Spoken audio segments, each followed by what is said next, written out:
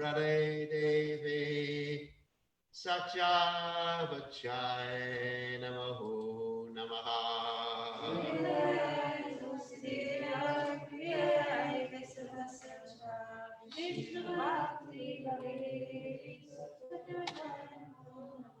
Jai Tulsi Maharani ki Jai, Tulsi Maharani ki Jai.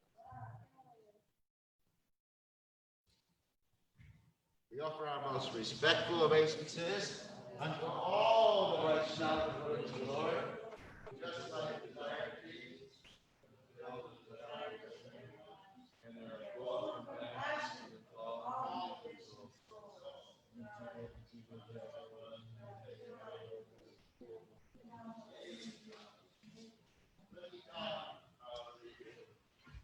Vaishnavebhyo Namo Namaha.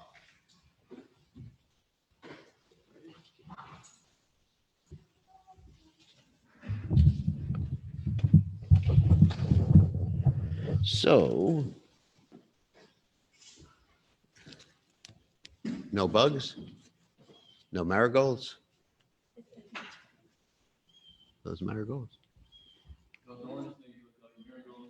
It looks like marigolds. Okay, so today is the commemoration of the disappearance day of GopalBhattaGoswami. So we're going to speak about GopalBhattaGoswami and maybe read a little bit from the Chaitanya Charitamrita about the interactions that GopalBhattaGoswami's father, Venkatabhatta, had with Sri Chaitanya Mahaprabhu. Quite interesting, actually. So first, we are going to chant the prayers of the departed Vaishnavas. Actually, let me just do something.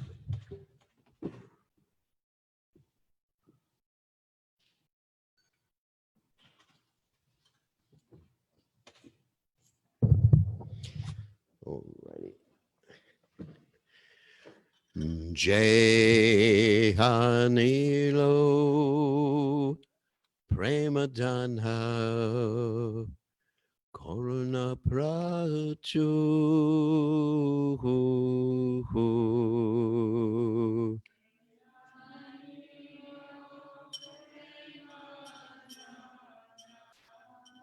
Koruna Prachu Jai Hanilo Premadana Koruna Prachu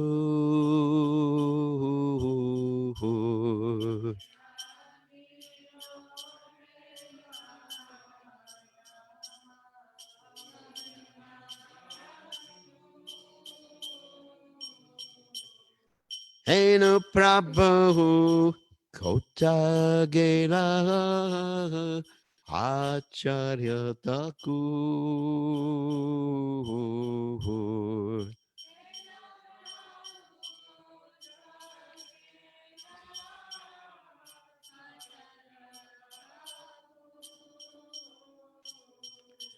Kaha Mora Sadhu Parupa Kaha Sanatan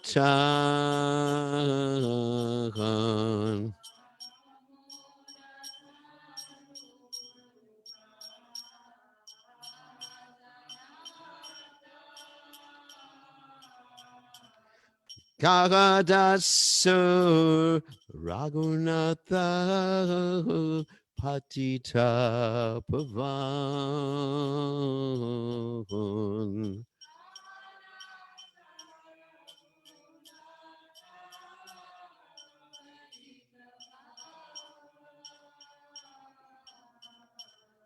Kahamora Bhatta Yuga Kaha Kavira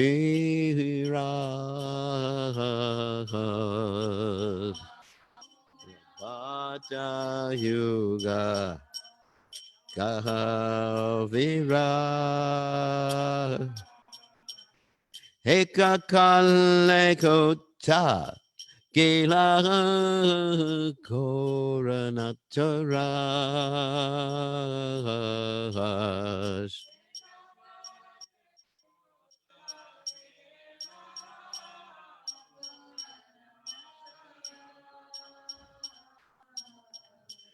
Ashane kutivo mata anale pashibo.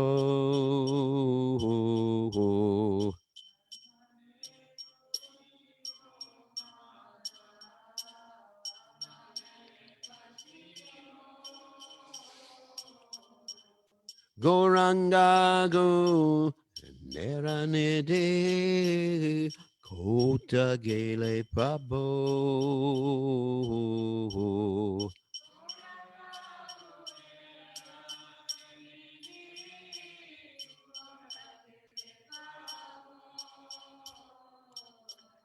Se sapasangira sange ye koila vilas.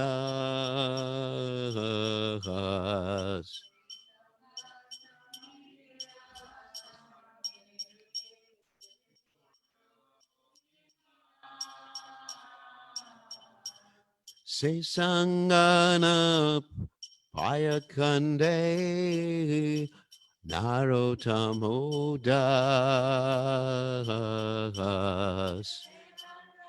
Napaya Kante Narotamoda. Ye Hanilo Prematana Koruna Prachur. Ilo Prematana Koruna Prachur.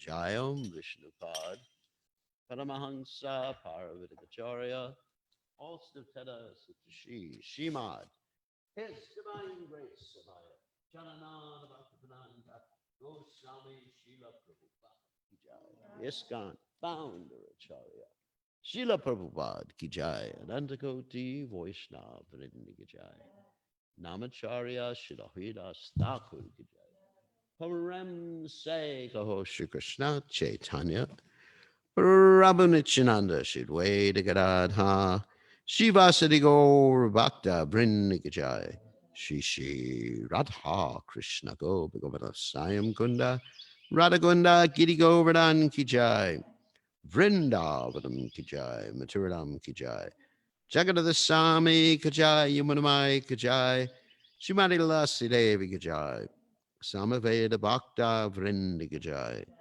Gaur Premananda Hari Hari Ram. All glories to the assembled devotees. All glories to the assembled devotees. All glories to the assembled devotees. All glories to Sri Guru and Gauranga, Srila Prabhupada Ki Jai. All right. So read the translation. He who brought the treasure of divine love and who was filled with compassion and mercy. Where is such a personality as Srinivasacharya gone?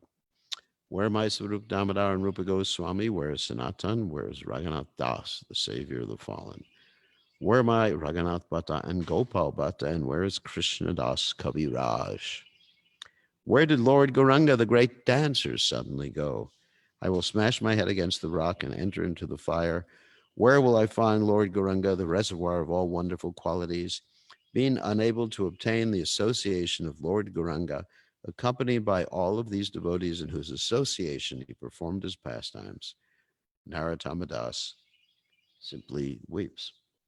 Seems like we've been singing this song quite a bit the last few days. So, anyway, notes. So today we are commemorating the disappearance day of GopalBhattaGoswami, one of the 6 Goswamis of Vrindavan, and we're going to speak about him. But first, we'll talk about Lord Chaitanya's traveling in South India.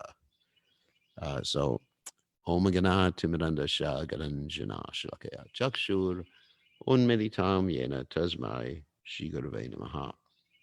So, anyway, so Lord Chaitanya Mahaprabhu went on his South India tour, and we actually were fortunate enough not to be on the tour with Lord Chaitanya, but to actually follow in the footsteps of Lord Chaitanya as we did this tour. And actually, Srila Bhaktisiddhanta Saraswati Thakur, he installed footprints of Lord Chaitanya in all these different holy places, all these pada. It's called a pada tirtha. That means tirtha actually means a place that's spiritual. You can cross back to the spiritual world. Pada means feet. So the footprints of Lord Chaitanya Mahaprabhu.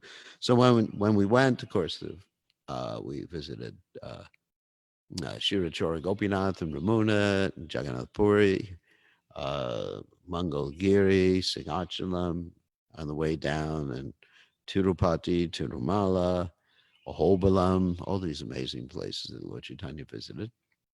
And finally, we arrived in a place called Sri Rangam. So Chaitanya Mahaprabhu was embarking on this tour. Sri Rangam is in the state of Tamil Nadu, South India. And it's right above the state of Andhra Pradesh. So, and the Tamils, just to give you an idea, the Tamil devotees, they're generally, I would say 99% followers of Sripad Ramanujacharya. And Sripad Ramanujacharya, of course, he's the Acharya of the Sri Sampradaya, Lakshmi Sampradaya, and they are very dedicated to Lakshmi Narayan worship. And as far as Radha and Krishna, well, their idea is that Radharani and Krishna, well, they're just expansions of Lakshmi Narayan. So that's their particular conception. Actually, objectively, we can see, and as will be shown in the pastime I'm going to speak about and read about, objectively, we can see that Radha and Krishna, or the understanding of Radha and Krishna and their relationship, is actually much more intimate and, let's say, intense and higher than the understanding of Lakshmi Narayan. Although, basically, as we understand, they're the same persons, but just acting in different capacities. I mean, just like the other day, we were talking about Chandravali in the Goloka Vrindavan pastimes.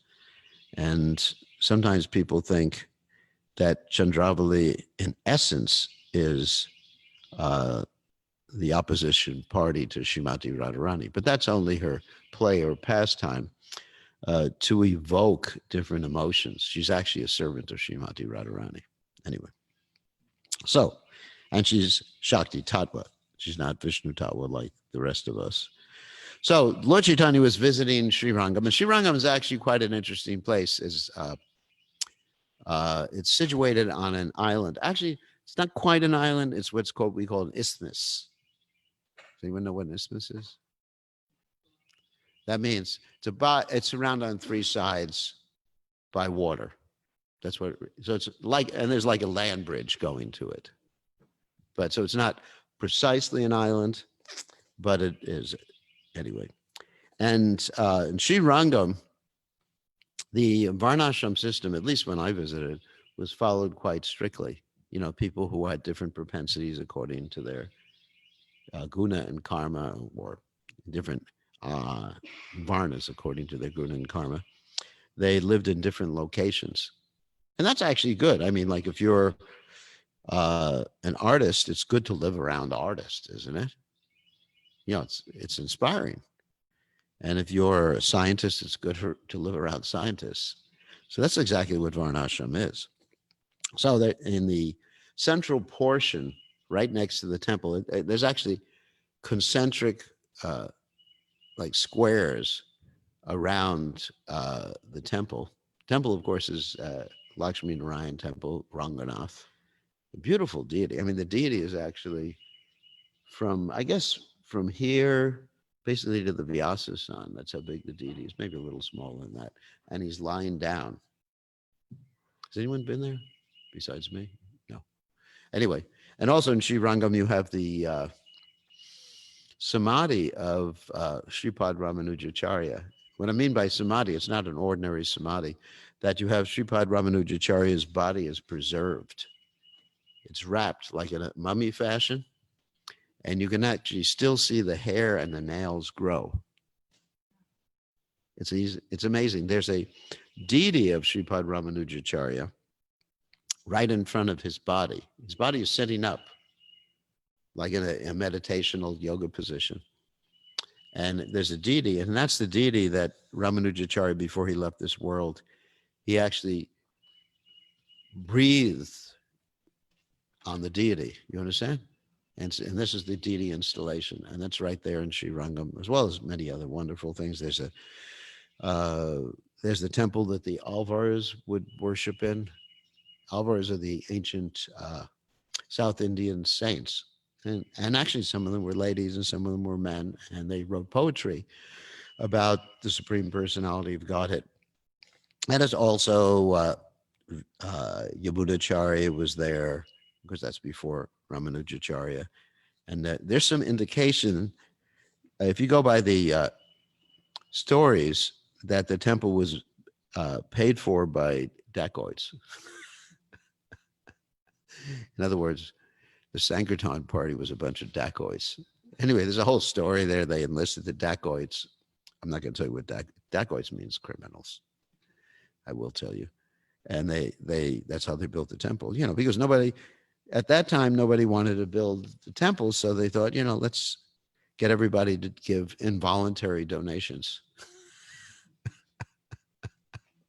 I guess it's like that. Anyway, certain Sankirtan parties that used to be there. What's that? Yeah, I know. Not all Sankirtan parties, but certain ones in certain countries, not America, but anyway. So dacoits. So anyway, so the temple was built like that. And so you got the Brahmins around the temple, and then the next square circle, concentric squares. Then you have the Kshatriyas, then the Vaishyas and Shudras, and everyone's very happy. I mean, everybody mixes. There's really no caste consciousness there. You're not discriminated against because you're of a different caste, a Shudra caste. It's really interesting. It's not like in North India. In North India, you actually have, people look down upon, discriminated against. It's just understood they have different duties to perform. It's quite a beautiful place. I mean, everyone gets along there. I mean, there's no racism, discrimination, or anything like that. And actually, in South India, everyone's pretty black skin, isn't it? And it, obviously, there's a reason for that. The reason for that is that when it's really sunny, and it's better to have darker skin. And when it's not so sunny, it's better to have lighter skin. I mean, Krishna arranges these things. Krishna, it's really amazing. The skin, actually, there's a reason that people have different colored skins, because the vitamin D and the nitric oxide that prevents the coronavirus is produced by your skin coming in contact with the sun. So if you live in a very hot climate, it's better to have darker skin, because you don't need, because the sun's very strong. And if you get too much sun, then you get skin cancer. So we find that people who, because there's nothing to do with GopalBhatta, but I think it's good to explain it. We find that people from England, for example, who move to Australia, where the sun is really strong, the rate of skin cancer is really high from the Europeans who come there. So anyway, so in South India, that's why in South India, people are darker. It's not worse. It's not better. It's just an adaptation to the local climate, isn't it? I mean, it's really interesting. So that's why there's different colored skins. It's obvious. Not because people are less or better. It's just adaptation. That's like we all have adaptations in our body. Some people have bigger noses, smaller noses. Doesn't make them worse or better. So anyways, let's get back to the story so I have enough time. So Lord Chaitanya was in South India, and he went to visit Srirangam. And it happened to be the 4 months of the rainy season, the Chaturmasya period, when the sannyasis couldn't travel. Because at that time, there weren't good roads. I mean, even now in India, when it rains, the roads are flooded. So it's a little bit difficult to move around. So the monsoon season, basically. So Lord Chaitanya Mahaprabhu stayed in the house of a devotee named Venkatabhatta. Venkatabhatta incidentally was the father of GopalBhattaGoswami. And uh, GopalBhattaGoswami's uncle was named Prakashananda Saraswati. No, Prabhupada Saraswati. No, Prabhupada Saraswati was the uncle. And his other uncle was Trimala Bhatta. Anyway, so when Lord Chaitanya was there, people were just like astounded by his chanting. And finally, Venkata Bhatta, the father of Gopal Bhatta Goswami, invited Lord Chaitanya Mahaprabhu for lunch. And he was so happy to see Lord Chaitanya Mahaprabhu, invited Lord Chaitanya Mahaprabhu to stay in his house for 4 months of the rainy season. And during that time, he had many discussions, but before we get to the discussion, I want to mention that Gopal Bhatta, who was very small at that point, was 7 years old, and he touched Lord Chaitanya's feet, and Lord Chaitanya picked him up, embraced him, his little boy, and he gave this little boy his remnants. Yeah, that's quite powerful. So sometimes people say, oh, sannyasis shouldn't play with children. Of course, obviously, not all day long. But, it's good. I mean, I have some children that, that sat on my lap, and now they're actually initiated devotees, like Padma Gopi. She was like that. She's a little baby. I remember when she was born, put her on my lap, and other people too. But not when they're over 10 years old, Don't do that. So Lord Chaitanya Mahaprabhu was actually playing with this little boy, and Gopal Bhatta got a chance to serve Lord Chaitanya Mahaprabhu.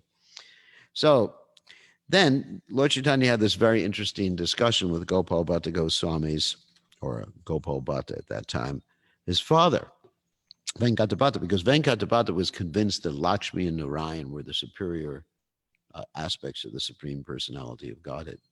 So I'm going to just read the English from this particular discussion. Lord Chaitanya Mahaprabhu, and I'll be skipping a little bit too, so we get everything done today, said, your worship of the goddess of fortune, Lakshmi, worshipful goddess of fortune, Lakshmi, always remains on the chest of Narayan, and she is certainly the most chaste woman in the creation. However, my Lord is Lord Shri Krishna, a coward boy who's engaged in tending cows. So try to understand, Narayan and Lakshmi, it's a very opulent type of worship. It's like the city as compared to the country. So that, let's say you got a very, very rich man and his rich wife, just like super billionaires. Like, anyway, I'm not going to mention any names. And then the girl really wants to associate with just some guy who takes care of cows. Some simple coward boy. I mean, you would think this is really weird. Like Bill Gates' wife, somehow or other, goes into a dairy one time and falls in love with what's happening. And now, so however, my Lord is Lord Shri Krishna, a coward boy who's engaging tending cows. How is it that Lakshmi, being such a chaste wife, wants to associate with my Lord? She wants to associate with this little coward boy. It's described in the scriptures that just to associate with Krishna, Lakshmi abandoned all transcendental happiness in Vaikuntha, and for a long time accepted vows and regulated principles and performed unlimited austerities. So Chaitanya Mahaprabhu then said, "O Lord, we do not know how the serpent Kali," this is a verse from the Bhagavatam, which we read, "attained such an opportunity to be touched by the dust of the lotus feet. Even the goddess of fortune for this end performed austerities for centuries, giving up all other desires and observing austere vows. Indeed, we do not know how the serpent Kali got such an opportunity." And Venkata Bhatta, he knew this particular aspect of the philosophy. He said, Lord Krishna and Lord Narayan are one and the same, and the pastimes of Krishna are more relishable due to their sportive nature. Since they're the same, and I'm skipping a little bit, Lakshmi is associated with Krishna does not break her vow of chastity. Rather, it was in great fun that the goddess of fortune wanted to associate with Lord Krishna. And then he explains the philosophy behind that. But then Lord Chaitanya Mahaprabhu says, yes, I know that there's no fault on the part of the goddess of fortune, but still she could not enter the rasa dance. We hear this from the revealed scriptures. And there's actually a quote here from the Bhagavatam. Hmm. Says, hmm. Oh, yes. This transcendental favor, talking about the rasa dance, was never bestowed upon the goddess of fortune or any other consorts in the spiritual world. And then Lord Chaitanya Mahaprabhu says, or asks Venkatabhatta, can you tell me why the goddess of fortune Lakshmi could not enter the rasa dance? Please answer that. And Venkatabhatta replied, I'm just an ordinary human being. My intelligence is limited. You are the Supreme Personality of Godhead himself. And Lord Chaitanya Mahaprabhu explained that Lord Krishna has a special characteristic. He attracts everyone's heart by the mellow of his personal conjugal love. He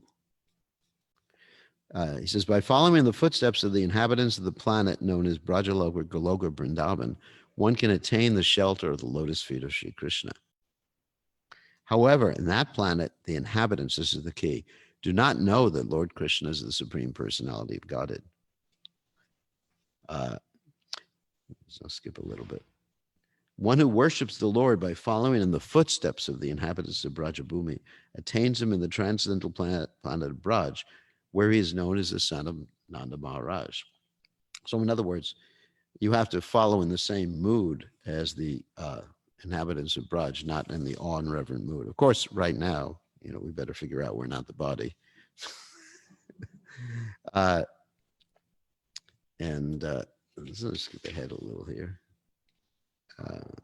The goddess of fortune wanted to enjoy Krishna and at the same time retain her spiritual body in the form of Lakshmi. However, she did not follow in the footsteps of the gopis in her worship of Krishna. In other words, she still considered Krishna to be God, another form of her husband. So to follow in the footsteps of the gopis, you have to forget that Krishna is God. And I mean, this is a very high platform. I'm not advising anyone right now, unless you're ready for it. Anyway, so this way, Lord Chaitanya Mahaprabhu explained things to Venkatabhatta, and GopalBhatta was listening the whole time. And he actually surrendered to Lord Chaitanya Mahaprabhu, and Prabhupada Saraswati, the uncle of GopalBhattaGoswami, also surrendered to Chaitanya Mahaprabhu, and actually he became a great Vaishnava. Later on went to Braj and associated with the other Goswamis in Vrindavan, was a great philosopher. So then Lord Chaitanya Mahaprabhu, after these 4 months, got ready to leave Srirangam. And Gopal Bhatta, little boy, he's only 7 years old, remember, he started crying and crying and crying. He couldn't bear to experience the separation from Lord Chaitanya Mahaprabhu. And then he had dreams of Lord Chaitanya Mahaprabhu in which he perceived Lord Chaitanya Mahaprabhu before Lord Chaitanya took sannyas in Navadvip. And he participated with Lord Chaitanya in those dreams. So it was actually like a real experience. And in that dream, Lord Chaitanya Mahaprabhu revealed to Gopal Bhatta that he was Shyamasundara. Sundara. Amazing dream. So in that dream, he was instructed to go to Vrindavan and serve Rupa and Sanatana Goswami. But externally, when Lord Chaitanya Mahaprabhu was leaving, he told Gopal Bhatta, you stay there and you serve your mother and father until they leave this world. So that's a very interesting instruction. Not the same instruction that Lord Chaitanya Mahaprabhu gave to Raghunath Das Goswami. Raghunath Das Goswami, Lord Chaitanya Mahaprabhu basically advised them, act in such a way that nobody can suspect that you're so Krishna conscious. And basically, when you get Lord Nityananda's mercy, head for the hills, get out of here. So that's because the mother and father of GopalBhattaGoswami were pure devotees, whereas the mother and father of Raghunath Das Goswami, they were devotees, but they were, of course, Lord Chaitanya Mahaprabhu in his wonderful way described them as like worms in stool. Because they were devotees, but they were interested in material enjoyment. You understand? And worms in stool means that as soon as you take a worm out of the stool, the worm just jumps back in. So in other words, it's like, you know better, you know that Krishna is God, you know that it's ecstasy, and you think, yeah, I know all these things, let me just jump back in for a while, swim in the ocean of material stool. Anyway, so he served his mother and father. Finally, mother and father passed away. In the meantime, he was trained up by Prabhupada Saraswati, who was a sannyasi and his uncle. And when his parents were getting ready to pass away, they ordered him to serve Lord Chaitanya Mahaprabhu in Vrindavan. He never got married, of course, because Chaitanya Mahaprabhu forbade him. And Rupa Goswami and Sanatana Goswami accepted him as their brother. And they sent the message to Lord Chaitanya Mahaprabhu that Gopal Bhatta has now arrived in Vrindavan. And Lord Chaitanya was so pleased because they knew he was going to come. I mean, it's interesting. Lord Chaitanya Mahaprabhu had met him when he was 7 years old, but Lord Chaitanya knew the future, and he knew that Gopal Bhatta was going to be joining them. And he actually told Rupa Goswami and Sanatana Goswami that one day someone named Gopal Bhatta is going to come. And so when Lord Chaitanya Mahaprabhu heard this, Lord Chaitanya Mahaprabhu sent back up some of his clothing, a kopina, outer garments, and even a seat to worship, his seat to worship. You know, in other words, the seat that Lord Chaitanya Mahaprabhu utilized. Wow. So it's amazing. You see, this indicates such an affectionate relationship that Chaitanya Mahaprabhu had with his followers. Isn't it? Imagine he just sends these things back.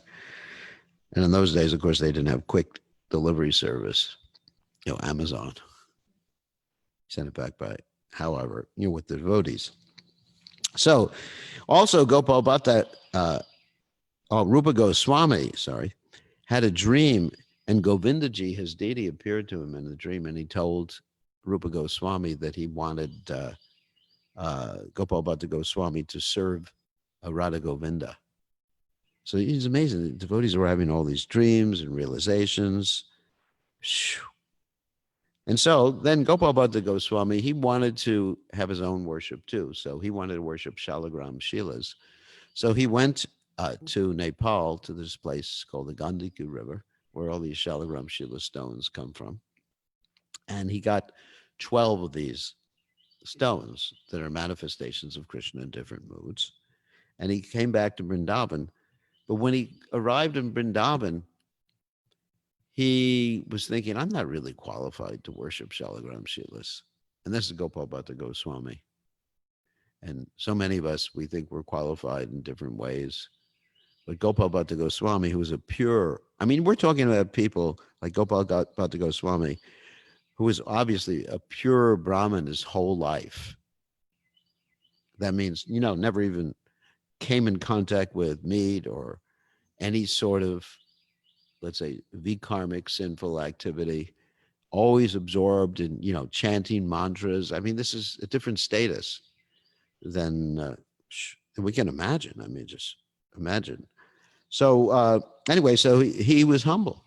That's one of the qualities of a devotee, is humility. And so he thought, let me go back to the Gandaki River. And it's a long trip. It's not that, just get on a plane, fly to Nepal, take a helicopter to the Gandaki River, like devotees do nowadays. He went back to the Gandaki River, and that was probably weeks of traveling to go back to the Gandaki River, put the Shilas back in the river, and he thought, I'm not ready to worship you. And they jumped back into his hands. And he put him back again. And they jumped back in his hands. He said, okay, I think I know what Krishna wants now. So then from that point, he kept them in a pouch around his neck. He always kept them with him. Of course, not when he went into an impure place like the stoolroom or anything. But having these shilas, they're just stones with different marks on them. They're about some of this big, that big. I know devotees with 3,000 shilas. It's incredible. I'm just thinking, what? What are you doing? So I generally advise devotees, don't, unless you're extremely Brahminical, to worship the Shalagram Shilas, because they're worship in the Vaidhi mood. Govardhan Shila is worshipped in the Raghunuga mood. It's a more open, let's say, relaxed mood. But Shalagram Shila is very intense. So anyway, so he was thinking with these Shalagram Shilas that he really wanted to have a form of the Lord to worship. And he was thinking, I really, I see all the other Goswamis, they have their deities, Radha Govinda, Radha Shyam Sundar, Radha, all these different deities, Radha Gopinath. And so one day, a rich man came to him and offered him some jewels and cloth to dress his deities. Now, you don't dress Shalagram Shilas. And he was thinking, Krishna's really making it intense for me. So he went to take rest that night. And the next morning, one of the Shilas actually became a deity, self-manifested. It's called Radha Raman. And you can go to that temple in Vrindavan today. That's one of the few original deities that are there in Vrindavan. And if you ask the Pujari, he can show you the Shila mark on the back of the deity. I think many of you have seen that on the back of the deity. So that's a self-manifested deity. And that deity was manifested from one of the Shilas called the Damodar Shila. Damodar means Krishna tied around the waist, that Lord Damodar passed on. So as he was traveling around Braj, because these Goswamis would not just reside in one place, build a temple and just enjoy life, because now we have to stay. But anyway, we can't live on a different tree every night or like we'd like to. So he would travel around Vrindavan, and he came across a Brahmin who had no son. And the Brahmin was really upset. I have no son, because Brahmins want to have son to continue the family heritage. And he asked Gopal Bhatta to pray that he could have a son. And he said, if you give me a son, Gopal Bhatta Goswami, I will give you him, my first son. Actually, when Prabhupada was wanting to preach in India before he came to America, he would go to rich men or people and he would say, who had many sons, and he would say to them, just give me one son. You have 10 sons. Just give me one. No one gave him anybody. So anyway, so the Brahmin said, the first son is born, you can have him. 10 years later, when Gopal Bhatta Goswami was at his bhajan kutir, there was a 10-year-old boy who came to him and he said, who are you? And he said, I've been sent by my father to serve you for the rest of my life. And his name was Gopinath Pujari. Later on became known as Gopinath Pujari Goswami. And he took care of Radha Raman for his whole life. And his younger brother, the father lost all of his sons. He had his sons, but then they all went away. So it's like that. So younger brother also took initiation and served the deities too. The younger brother of this boy, Gopinath Pujari Goswami.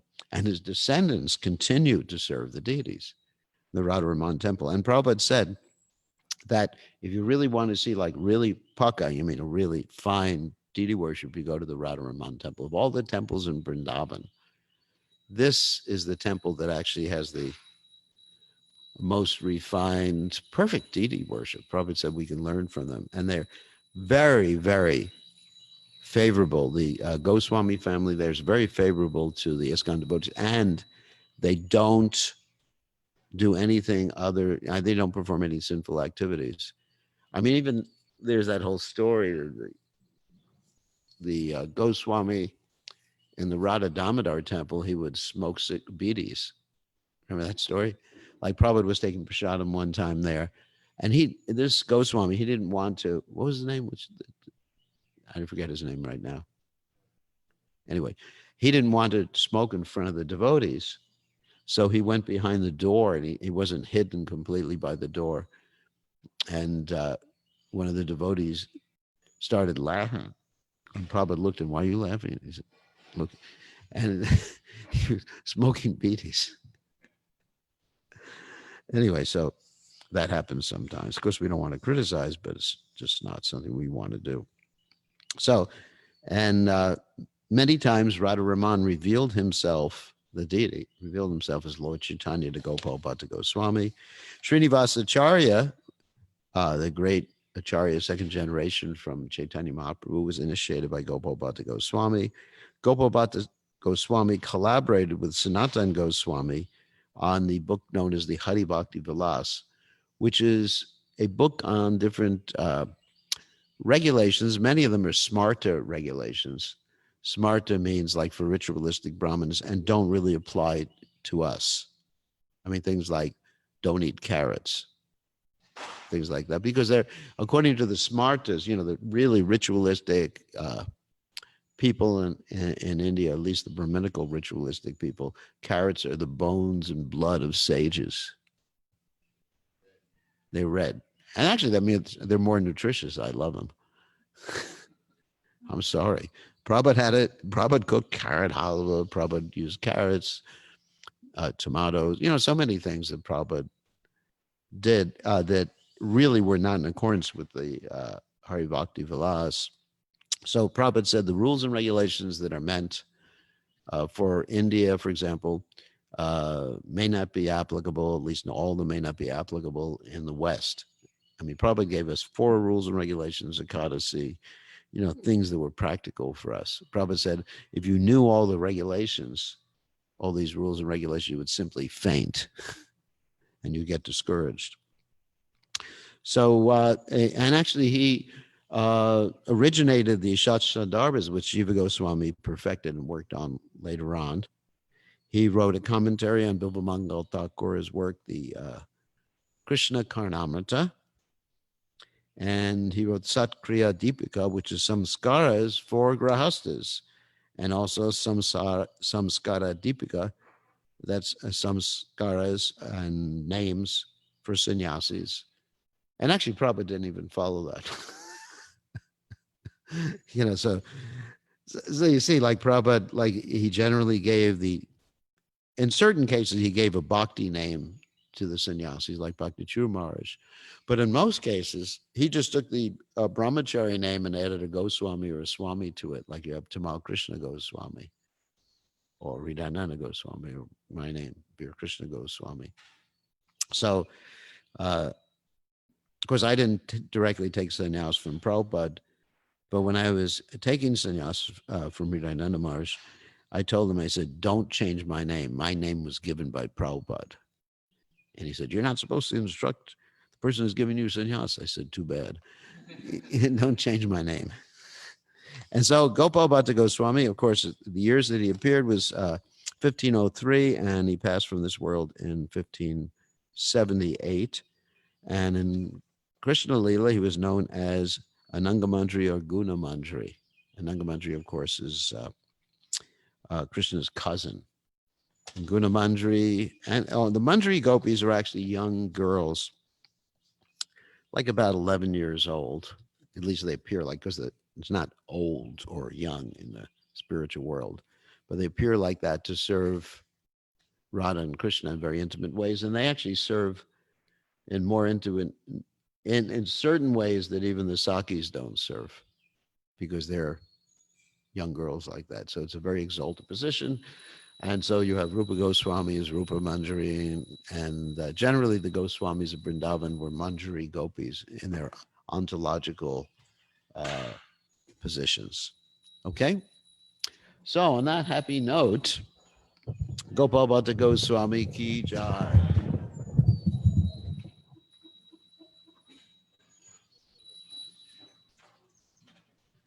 Radha Golokananda ki jai.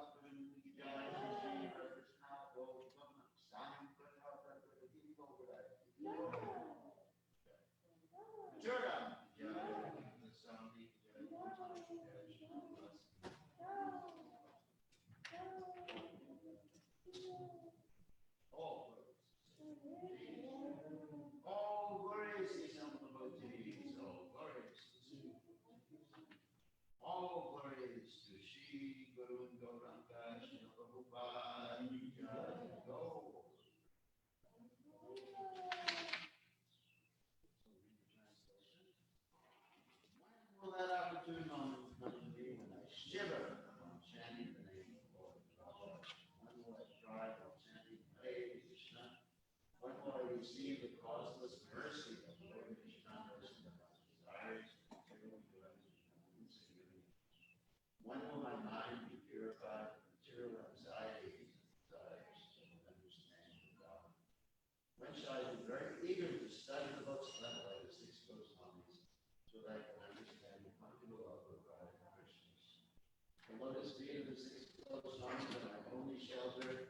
In constant separation from them, I remain. Haratamadas, Haratamadas,